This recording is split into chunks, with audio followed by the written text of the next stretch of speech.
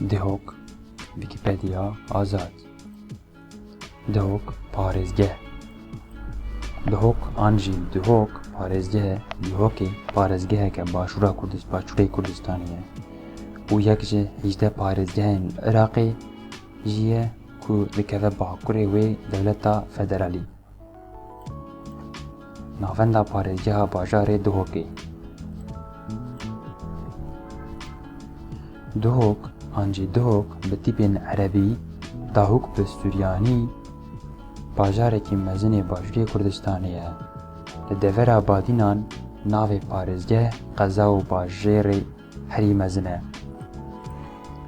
Nêzîkî milyonek kesan tê de dijîn, bi qasî 6 kîlometr li sînorên Tirkiyeyê dûr e û bajar di nav nihaleka berfireh de ye.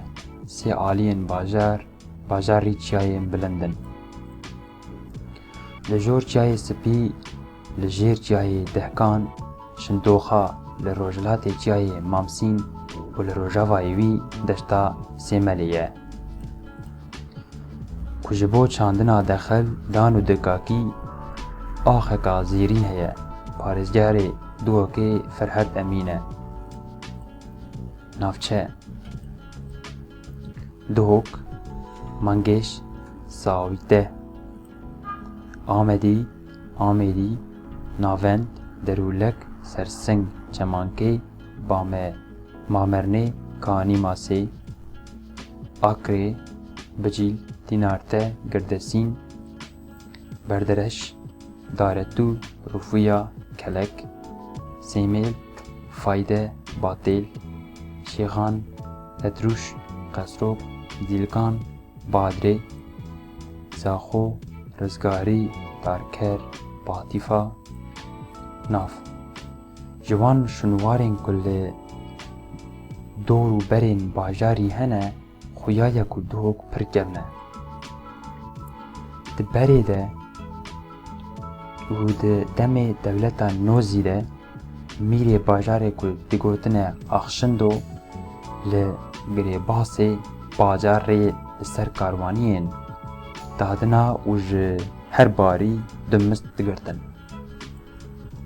Navê bajarî jî ji Hindê peyda bûye.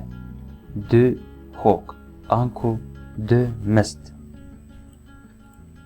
Hevnîgarî: Li Dihokê digel navçeyên wê Zaxo, Amedî, Sêmêl, Şêxan û gundên wê jî 1.5 milyon lê dijîn.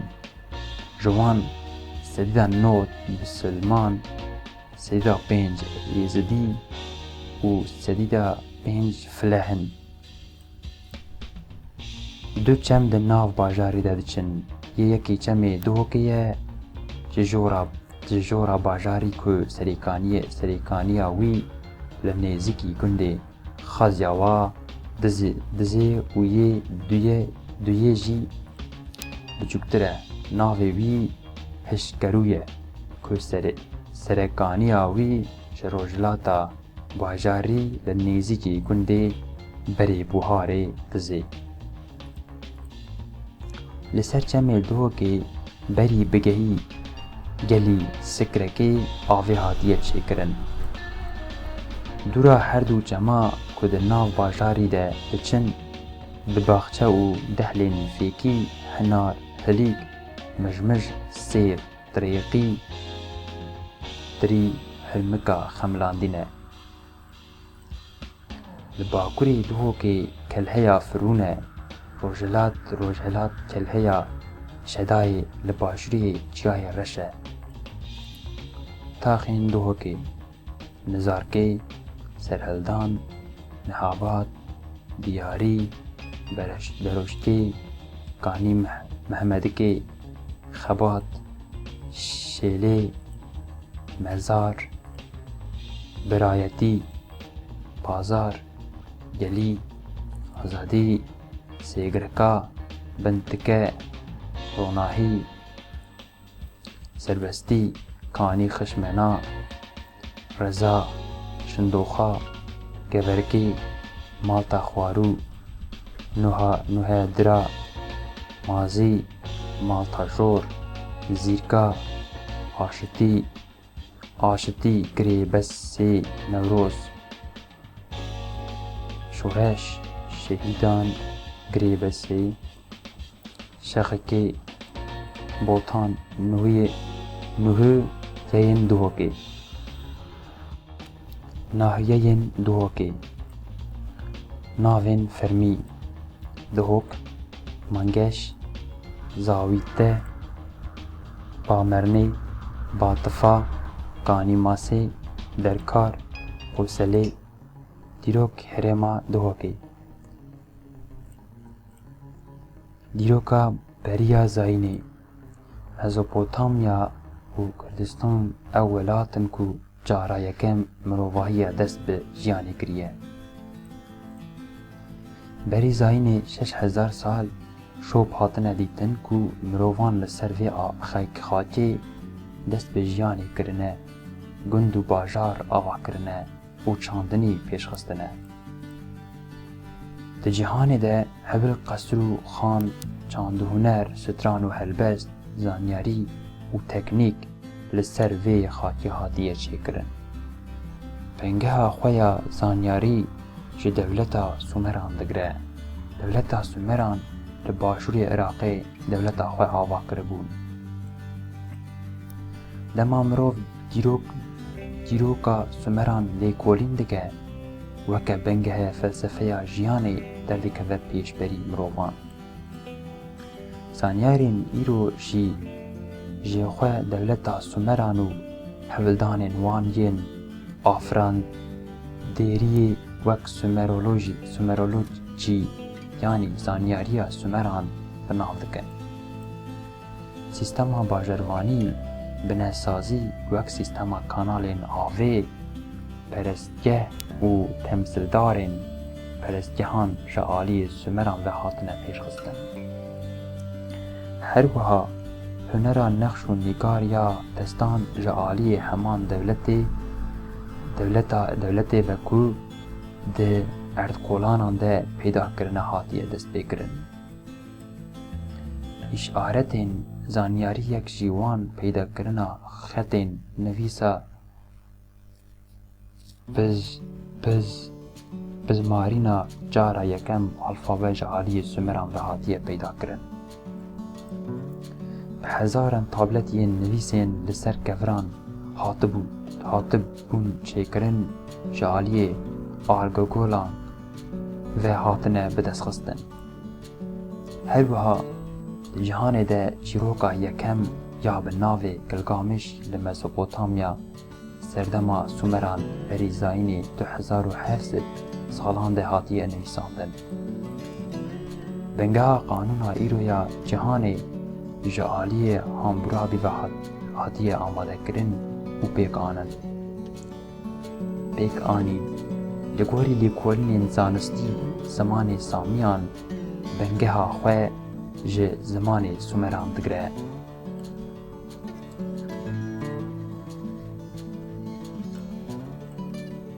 Zimanê Erebî, Ibrî ye Akadî ye Asûriyan ji heman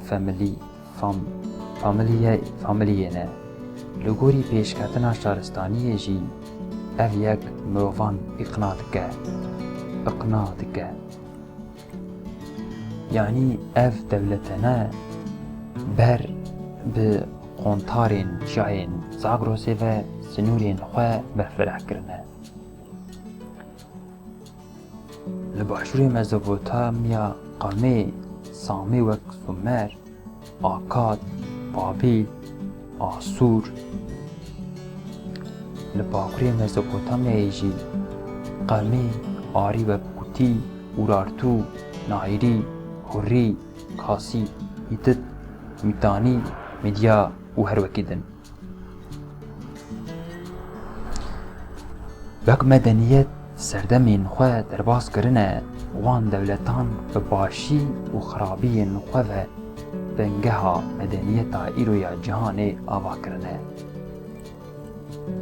Serdema herî dijwar bi başî û xerabiyên xwe ve serdema Babil, Asûran û Midya dihê zanîn. دهê zanên an jî tê zanîn.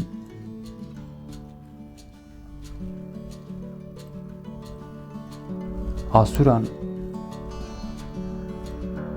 zanîn belê.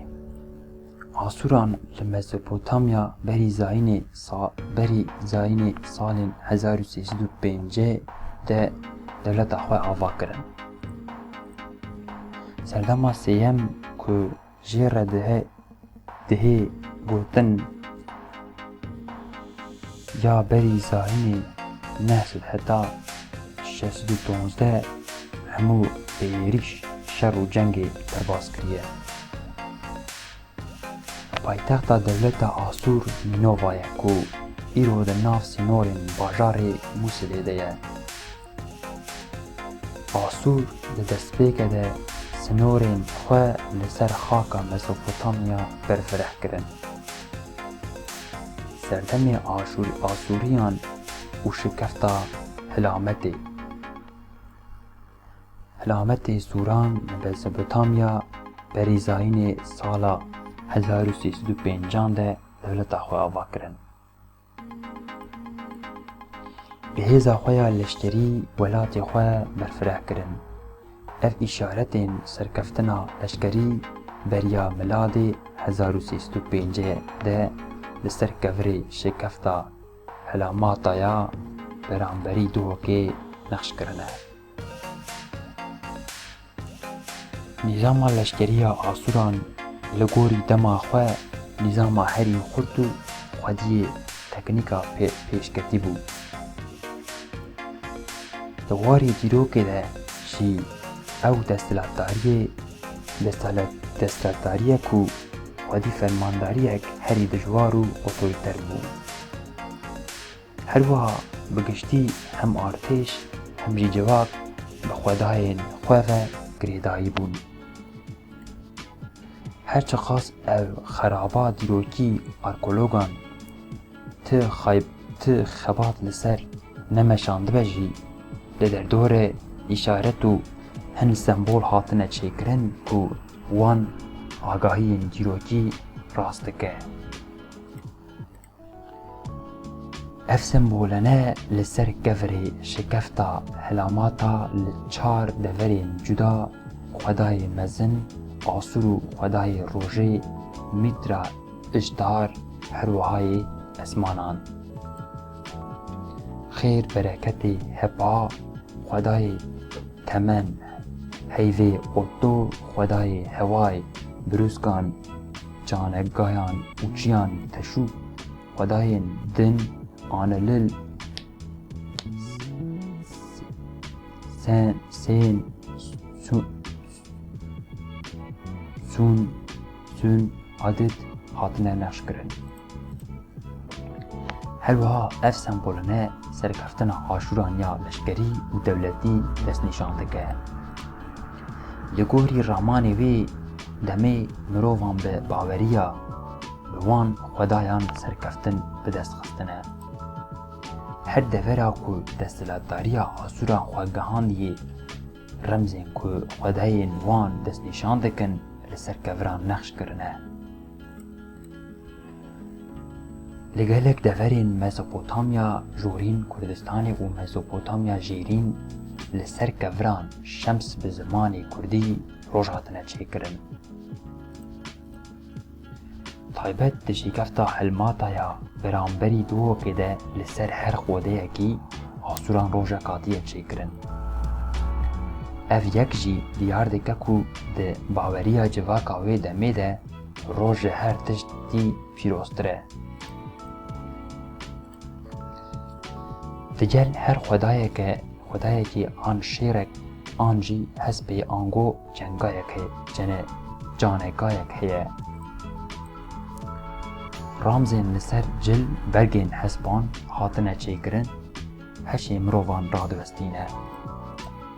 Bihûsteyek gelek xurt hatine çêkirin, bihûstayiyek gelek xurt hatine çêkirin. Asûr li pêşiyê ye, pê Asûr Îştar heye, Îştar li ser kursiyeke rûniştî ye. Herwiha li ser kursiyê jî hin sembolên zarîf û nazik hatine çêkirin ku xilam û xedamên hişdar destnîşan dike.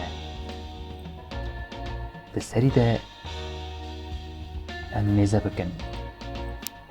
Roj dihê maneya ronahî ango baweriyê. Civaka wê demê derdiket beramberî roja pîroz dua dikirin û gunehên xwe li beramberî rojê paqij dikirin.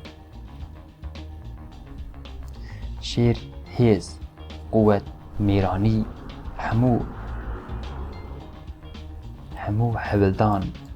hevildana desthilatdariyê ew bû ku leşkerên xwe ji bo şermîna şer zîrek bike.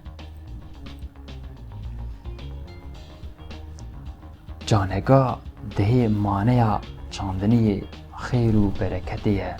Li gorî baweriya wê demê gah hebûnek pîroz ya xêr û bereketê bû.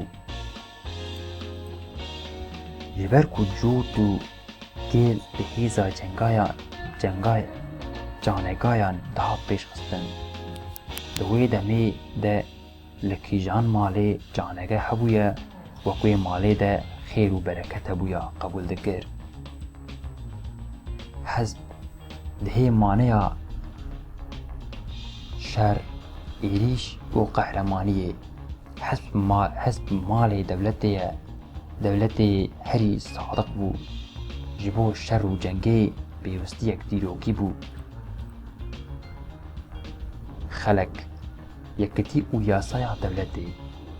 Her çi qas bengeha qanûna nivîskî ji aliyê hambûravê ve hatibe çêkirin jî berfirek kirin û mukimkirina wê jî ji aliyê desthilatdariya Asûran ve hat danî.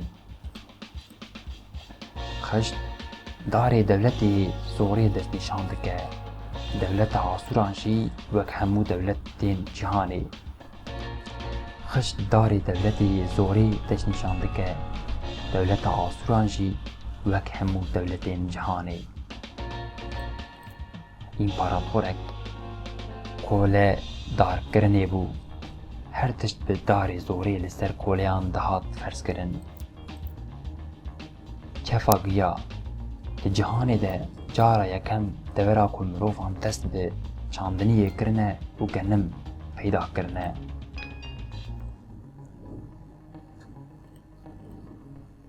Xaka Mezopotamyayê kefa giya ji çandinî, afirandêrî, xêr û bereketê destnîşan dike. Di bin tasvîran re ku çar deverên cuda hatine çêkirin. Kanalek avê derbas kirine ku îro hatiye xerakirin.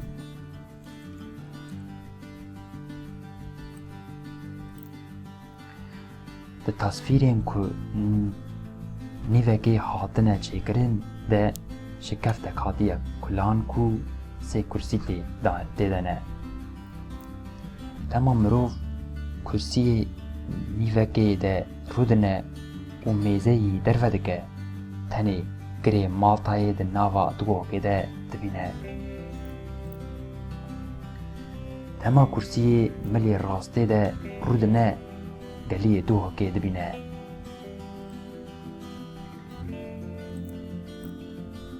Malta delîveyek leşkeriya Asûriyan bû. Bi zimanê Asûrî jî maliyatê dihê maneya delîvê. Her wiha li ser kevirê şikeftê gelek îşaretên din hene ji ber ku kesên nezan xera kirine. Mirov nikare şirove bike ka dihê çi maneyê. Lê mixabin ev dîroka pîroz ji aliyê dizên dîrokê ve hatine dizîn û hin dever jî ji aliyê mirovên nezan û cahil ve hatine xera kirin. Deverek jî ji aliyê Fransîyan ve gevir hatiye kulan û ji xwe re birine. Di heman demê de li Muzexaneya Lewraya Parîsê de ye. Hin perçeyên din ku şekandine û dizîne dihê gotin di Müzexaneya Engeteriya li navê British Museum û hin ji wan jî di Müzexaneya Almanya bajarê Berlînê Bergamayê de ye.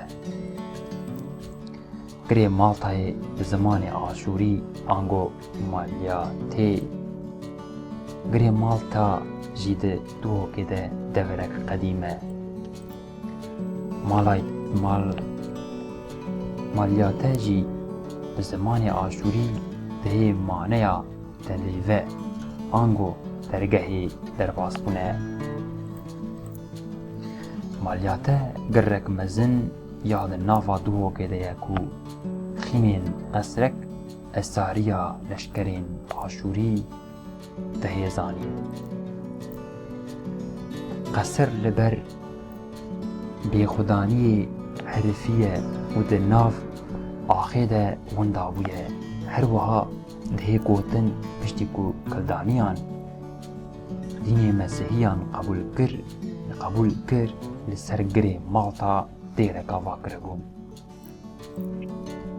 Derdorên girê Malta ji bilî hin dîwaran dewsa xirabeyeke jî diyar nake tiştê diyar dike di ben gir û derdorê wê de goristaneke geliyê duhokê êkefta çarstûn. Mezopotamya jorin û rêzeçiyayên Zagrosê di bin desthilatdariya dewleta Hûrî û Mîtaniyan de bû piştî ku caran sê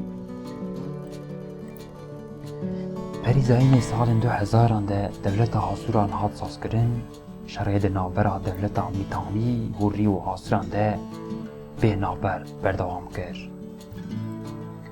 Devera herî pir nêzî paytexta Asûran bû û bi rastî êrişên dihat Kurdên qontarê çiyayê Zagrosê û derdorên devera duhokê bûn. Asûran ber bi herêma Zagrosê ve çend dergehên leşkerî ji xwe re ava kiribûn. Yek ji wan dergerhan geliyê Zaxo bû ku dikeve çiyayê Bexêrê din jî geliyê duhokê bû. Mîtaniyan geliyê duhokê ji bo xwe kiribûn noqteyek leşkeriya çavderiyê. Aşûriyan êrişek anîn ser geliyê duhokê ku di bin kontrola leşkerên Mîtaniyan de bû. Berîzayînê salên 700 de di navbera çiyayê Spî û çiyayê Bêxêr de jî şerek dijwar çêdibe. Aşûrî di vî şerî de winda dikin. Geliyê duhokê ku deverek stratejîk bû dîsa kete destê Mîtaniya. Di navbera Mîtaniyan û sêyemîn kralê Aşûriyan Tiglatapilazar de peymanek dihê sazkirin. Çiyayê Spî wek sînorê her du dewletan dihê qebûl kirin. Aşûrî Malyatê ku li duhokê îro wek taxê Malta dihê zanîn kirin bargeha xwe ya leşkerî. Mîtaniyan jî geliyê duhokê ji xwe kirin bargeha leşkerî ku dihê maneya dumest. Yani her karwanê ku derbas dibû du hokên dexl û danî wek baş bi zimanek di gumrek jê distendin. Geliyê duhokê ji bo Kurdên Mîtanî hem dergehek stratejîk bû hem jî bibû wargeha karwanan ku bazirgan derbasî nav Kurdên Mîtanî û gundên Aşûriyan dibûn. Sembolên ku di geliyê duhokê derdora çarstûnê de hatine peyda kirin gelek barkêşin. Ev îşaretine xwedayê temen, heyvê û toyê rojê mîtra ji dar her wihayê esmanan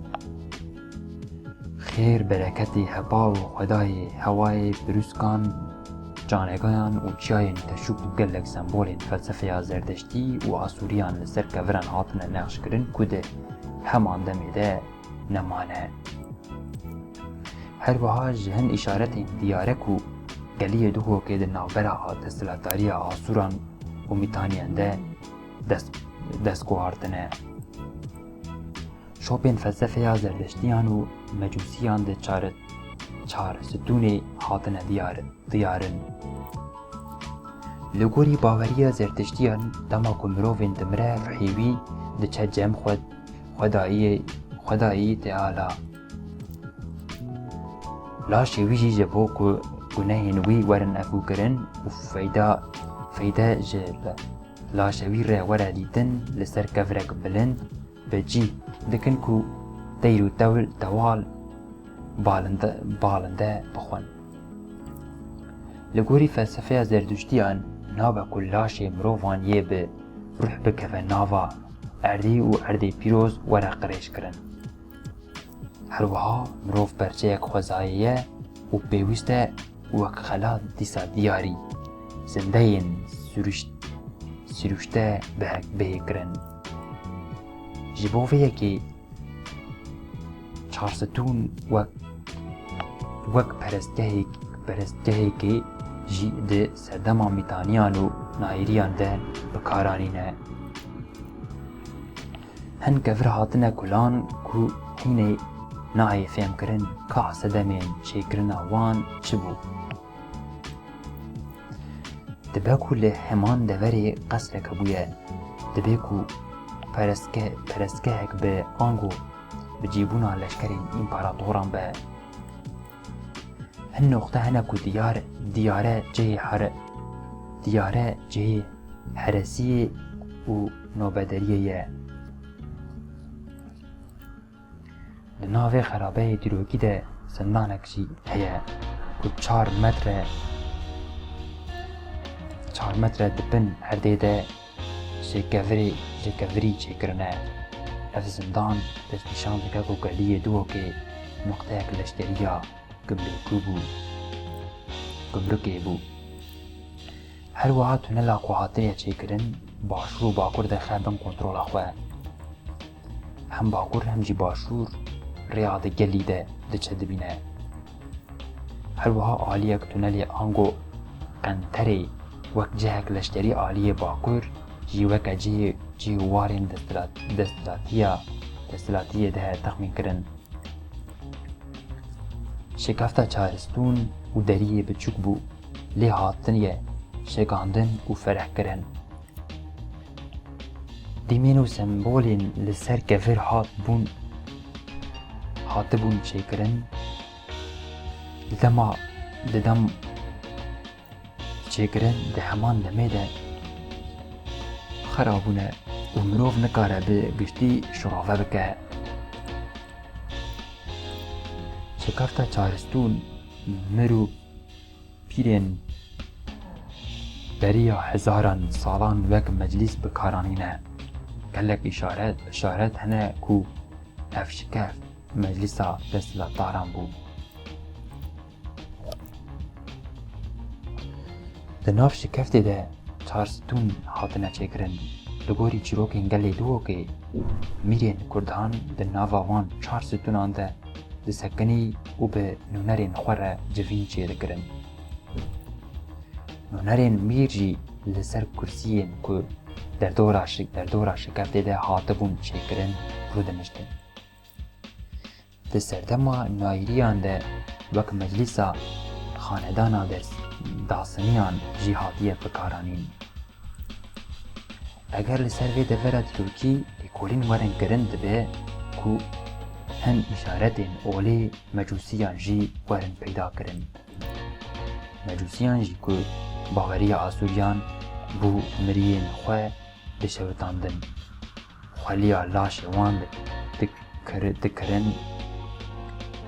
دکرن جرین مزنده و بناخت کرن. لی سمبولین لسر کفران هاتنه چه کرن دیار دکن که چارستون هنج آرام کتیه دەستی ئاسووریان و هەند جارانشی لە دەستی کوردان دەمایە ji ber ku hin îşaret hinek ku hene yên Asûriyan hin jî îşaret ji yên Kurdan in. Li dûwekê heta sed sala dawiyê jî Musewî hebûn desthilatdariya Aşûriyan berî zayînê salên 1206 de berfireh dibe û şer êrişên xwe li ser dewletên derdorê zêde dike û sînûrên xwe heta welatê Kenan heta navîna Bakurê Kurdistanê berfireh dike. Cihûyan jî ji welatê Kenan koçberî Herêma Kurdistanê dikin, cihûyan ji bo xwe xeter dîtin, hin jî wan devera dihokê bi çiyayê spî û qontarî çiyayên Zagrosê cih û war dike. Li heman salan de Aşûriyan êrişên xwe li ser mîtaniyan û hûrriyan jî berdewam kirin. Herêma Zagrosê û Bakurê Kurdistanê bi giştî berî zayînê 704 de xistin bin desthilatdariya xwe.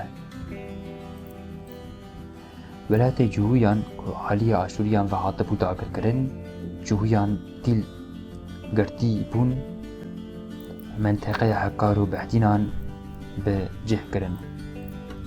Piştî ku împaratoriya Midya hata vakirin, dawî li desthilatdariya Nînovanî hin cihûyên derdorê dûwekê vegeriyan ser gund û warên xwe. İmparatoriya Midyayê ku paytexta wê Hemedan bû berî zayînê di salên 1212 de hata vakirin. Sazûmankarê İmparatoriya Midya Kêxosrev di heman salê de êrîş bi ser paytext Nînova û dawî li ser desthilatdariya Asûrananî. Di heman şeran de cihûyên menteqê ji alîkarî dan medan şerê herî dijwar jî li deşta bin çayê Spî ku dihok îroyek û deşta Musilê pêk hat. Li gorî gotinan girê Maltayê dûwekê li ser kuştina bi dehan hezaran serdeştiyan hatiye avakirin û li ser kuştina bi dehan hezaran Aşûriyan jî xerabûye.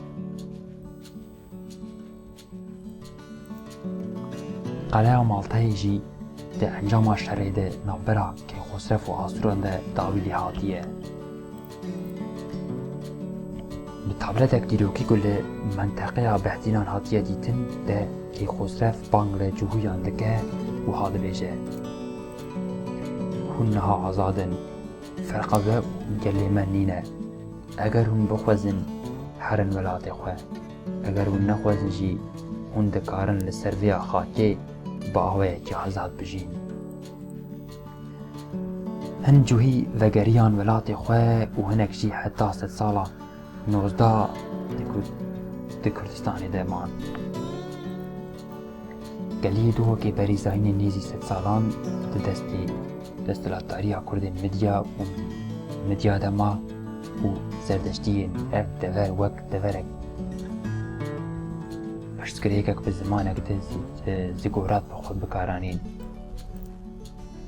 İmparatoriya Midya ku piştî sed salan têk çû, êdî Herêma Kurdistan bi giştî kete bin destê desthilatdariya hevpariya Kurd û Sasaniyan peyve desthilatdariyê helen girêkan denekê desthilatdariya xwe li herêma domandiye. Peyra demek dirêj Kurdistan dikeve bin desta desthilatdariya Ebbasiyan, Eyyûbiyan û Tirkên Osmanî. Serdema herî pir Kurd rastî zordestiya hatine tevkujiyan re derbas bûne serdema piştî zayînê 1516 de ye. Di vê serdemê de Paşayê Tirkan bi Yekîl Mehmed kete Musilê û derdora dihokê fermana gelê Kurd û Asûriyan anî. Bi hezaran Kurd qetlîamê re derbas kirin, herwiha hem Asûrî hem jî Kurd vê serdemê Tirkên Osmanî wek serdema reş û darî bi nav dikin. Serdema gihîşta İslamê. Di sala 641 zayînê de ayînê Muslimanan gihîşte dihokê. Di sala 1936 ده دوک بنگها مرگها داسنیه بو ده سال 1940 هجری ده دو کتا جیر ده سلاطا مرگها بادینان کن میره وی حسن بگی کره سیفرتین بو ده سال 1842 ده کت جیر ده سال باجار موسلی سال 1877 بوخی مقامی و سال 1969 شی بو پاریزگه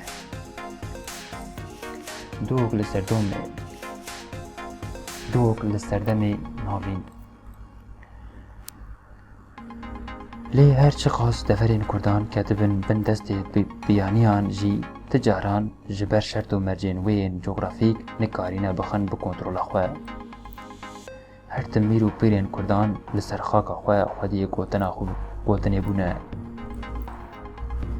میره دو که به ناوی آخشندو گلی دو که جبو امیراتا کردان یا آمدی که سروکی وی نویزی بو ده سالن پرتی زاینی شسل ده وقت داگه باج استاندنه بکارانی دو که در طورا ویجی گریدایی امیراتا بعدینان بو که ناوین آمدیه بو پرتی زاینی نسلو چلی ده امیراتا بعدینان جه آلی حسن بکره امیر سیفو و هات ریوه برن و بعد بکره سلطان حسون پشتی زاینی نسلو حیشته یکی ده حسن بگی دکوشه و دستلاتاری امیراتا بعدینان ریوه دبه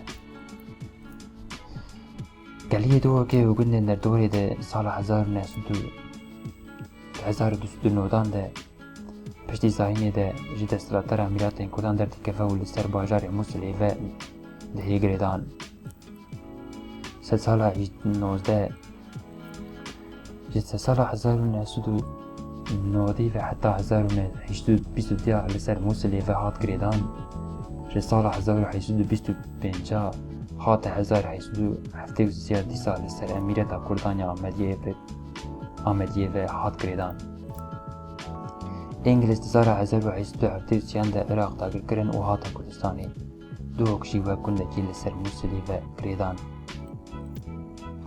نونرک خواه به ناوی کمبلان که اصلی خواه امریکی بو لدو که به جیه کرن لدو که کفن قصرک به طبق لخور آفا کر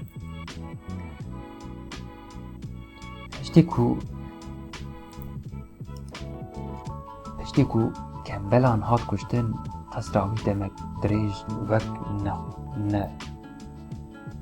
نخوشخانه هات بکارانین و بین نخوشخانه اف قصر وک پوست خانه هات بکارانین شنوار این کفن ندوه که کلا دوه که ده انجام و کلن ده جه کلا ده ناوا باجر ده نینه ده ننه بس ده ناوا باجر ده شنوارک بازار درکفتیه یعنی چند دکان لی کلا دوه که کلیا زعفرانیه اف بیزانان ده پرتوکا گرو که ترک اولیا چلبی ده هیه اولیا چلبی ده سالین 1620 ده ورا دوه که گریا و گلک پس بیزانین گرینگ ده جواکی شکفتا چارستون دکوه پشتا چیای سپی روژلات گلی دوه که ولجه جهکی آسیه بری مرو بگه چه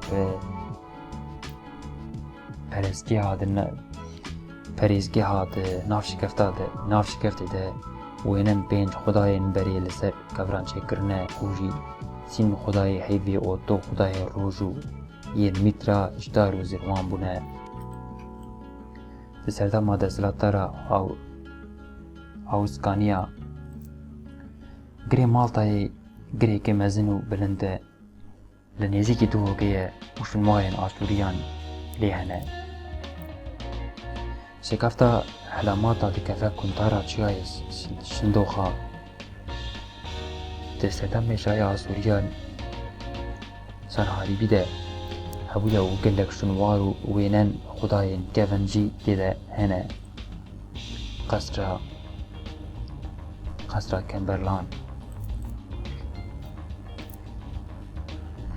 Di destpêka yekemîn şerê cîhanê de İngilîzan nûnerek xwe bi navê Ehmed Azawî şandin duhokê. Peyra nûnerek siyasiyê bi navê Sîr Lîne şand duhokê. Ev nûner heta hikûmeta Iraqê hata vekirin li duhokê ma. Piştî hikûmeta tavakirin di sala 1922 de Fetah Bekê Kurd wek berpirsyarê yekem yê duhokê hat wezîfedar kirin. Piştî heman salan duhok wek bajarokek biçûk mezin bû, gundên barderdorê jî duhok ji bo xwe wek navendek bazirganiyê hilbijartin. Cihiyên duhokê jî piştî ku dewleta İsraîlê hat sazkirin vegeriyan İsraîlê û hin ji wan jî ji ber zordestiya desthilatariya Ereban koçî deverên din kirin. Desthilatariya Ereban jî wek hemû Kurdistanê bi dehan salan hewl da ku Kurd û Asûriyan duhokê jî bikin Ereb. Ev yek bû sedam ku şoreşa îlonê bête destpêkirin. Şoreşa îlonê ku ji salên 1960 heta 1975 berdewam dikir. Tesirek mezin ya kurdewariyê li ser gelê duhokê kir. Li sala 1969 de duhok wek bajarek navendî yê Behdînan hat qebûl kirin. Piştî wan salan zordestiya behsiyan zêde bû û xwestin ku duhokê bikin Ereb. Hemû gund bi bajarokên ku ji aliyê desthilatariya dîktatoriyê ve hat bûn xerakirin û şewitandin koçî bajarê duhokê kirin. Piştî salên 1975 ofirda bajarê duhokê mezin bû û bo qesta her Kurdek welatek parêz ku rastî zordestiya desthilatîya rejîma Bexdayê hatibûn. Dêrên Xristiyanan bajara duhokê yek ji wan bajaran e ku Aşûrî, Kurdên Êzidî, Kurdên Misliman û cûhî Ermen bi hev re bi hezaran salan wek birar jiyane. Dagirkeriya her çi qas di navbera gelên me de xwestibine xerabiyê çêbikin jî lê dîsa zanîna ku pêk ve di nav aştî û wekevî de bijîn.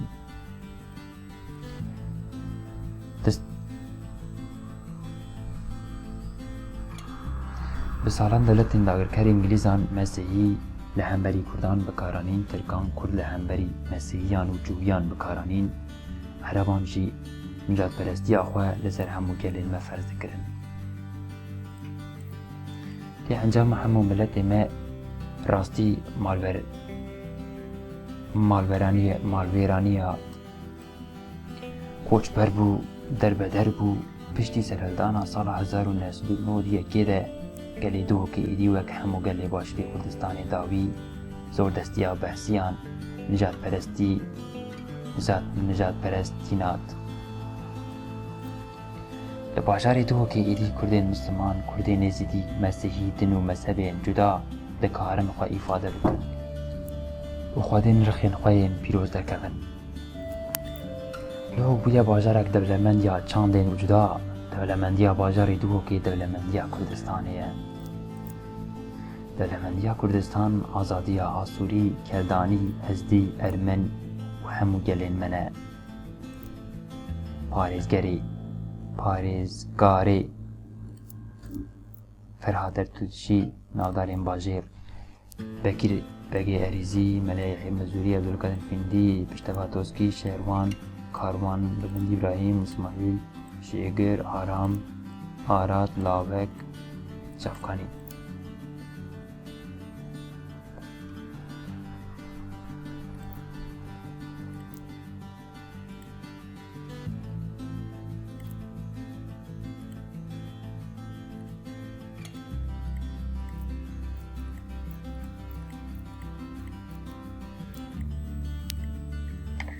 Wikipedya herî mezin. Wikipedya azad.